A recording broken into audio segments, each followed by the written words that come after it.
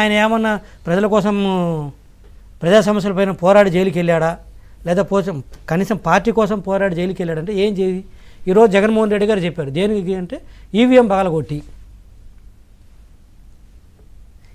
పగలగొట్టి నాడన్న సంగతి వాళ్ళ పార్టీ అధినేత పిన్నెల్లి రామకృష్ణారెడ్డి పార్టీ అధినేత వైఎస్ జగన్మోహన్ రెడ్డి గారు క్లియర్గా కన్ఫెస్ చేశాడు.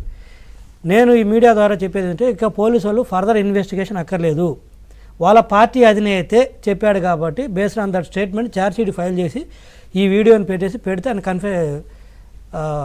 కమిషన్ వస్తుంది. ఇంకా అక్కర్లేదు ఫర్దర్ ఇన్వెస్టిగేషన్ దేనికి. ఇప్పుడు వీడియో ఉంది పగలగొట్టినట్టుగా, దాన్ని వాళ్ళ పార్టీ అధినేతే కన్ఫెస్ చేశాడు. ఈరోజు కారణాలు ఏదన్నా కావచ్చు, వాళ్ళు చెప్తున్నారు రిగ్గింగ్ అన్నాడు.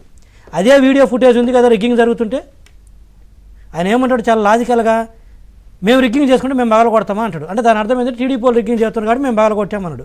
ఒకవేళ టీడీపీ వాళ్ళు రిగ్గింగ్ చేస్తున్నాను అనుకో, నువ్వు పగలగొట్టడానికి ఏదైతే సీసీ ఫుటేజ్ ఉందో టీవీలో రిగ్గింగ్ చేస్తున్నా కూడా అదే సీసీటీవీలో రికార్డ్ అవుతుంది కదా, నువ్వు పగలగొట్టింది అని రికార్డ్ అయ్యేది. మేము రిగ్గింగ్ చేస్తే రికార్డ్ అవ్వదా?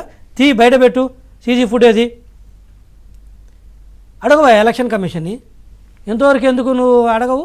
నువ్వు లెటర్ రాయి. ఎందుకు రాయలేదు నువ్వు లెటర్ ఇంతవరకు ఎలక్షన్ కమిషన్కి?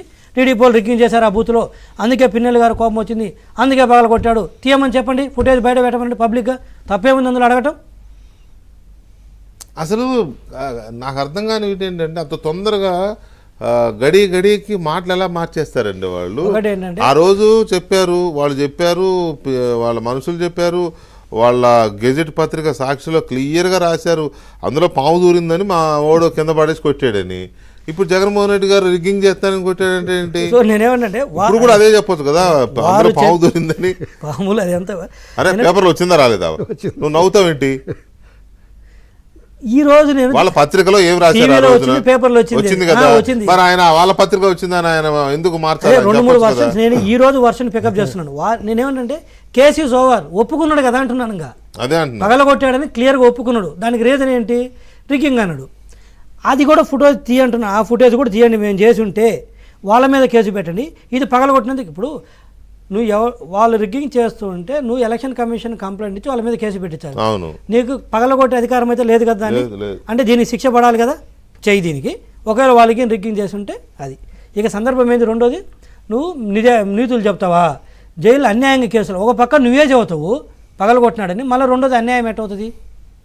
నారాయణ స్వామి గారిని అనే సర్కిల్ ఇన్స్పెక్టర్ని కొడితే అతనికి దెబ్బలు తగిలి బ్లడ్ బ్లీడింగ్ అవుతూ వీడియోలు కూడా బయటకు వస్తే నువ్వు సంబంధం లేదంటావు. వివేకానంద రెడ్డి గారు తల పగిలిపోయేటట్టు కొడితే బ్లడ్ అంతా తుడిచేసి అదే గుండెపోటు అన్నట్టు నారాయణ స్వామి గారిని కూడా కొడితే ఏం చదువుతావు? అది సింథటిక్ బ్లడ్ అని చదువుతావు ఏంటి? కోడి కత్తి మాదిరి.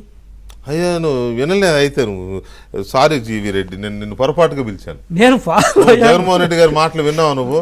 ఆయన చాలా స్పష్టంగా చెప్పాడు, ఎక్కడా కూడా సిఐ ఎమ్మెల్యే అసలు తటస్థపడలేదు. ఆయన వేరే చోటున్నాడు, ఈయన వేరే చోటున్నాడు. ఆ తర్వాత జరిగిన గొడవలో ఏదో రాళ్ళు వేసినప్పుడు ఏదో చిన్న రాయి తగిలిందో కూడా తెలియదు, తగిలిందో కూడా తెలియదు, కానీ ఏదో గీసుకుపోయినట్టుంది. దానికి పెట్టేస్తారా 307? దానికి హత్యాయత్నం కేసు పెట్టేస్తారు. మరి విజయవాడ తగిలిన రాయి సంగతి ఏంటో చెప్తాను. ఇంకా ఎట్నో మేలు. అసలు ఆయనే నారాయణ స్వామి సిఐ గారే కొట్టుకున్నానని చెప్పలేదు, ఆయనకు పేల్చుకొని బ్లడ్ తెచ్చుకున్నాడని చెప్పలేదు. సిగ్గుండాలి, ఒక ముఖ్యమంత్రిగా చేశాడు 5 సంవత్సరాలు మాట్లాడటానికి. ఒకటి ఆ విధంగా అతన్ని గాయపరిచి అది అయితే. రెండోది 307 అంటారా? మరి నువ్వు పెట్టిన 307 ఎంతమంది మీద లాస్ట్ 2019-24 మధ్యలో రాళ్ళు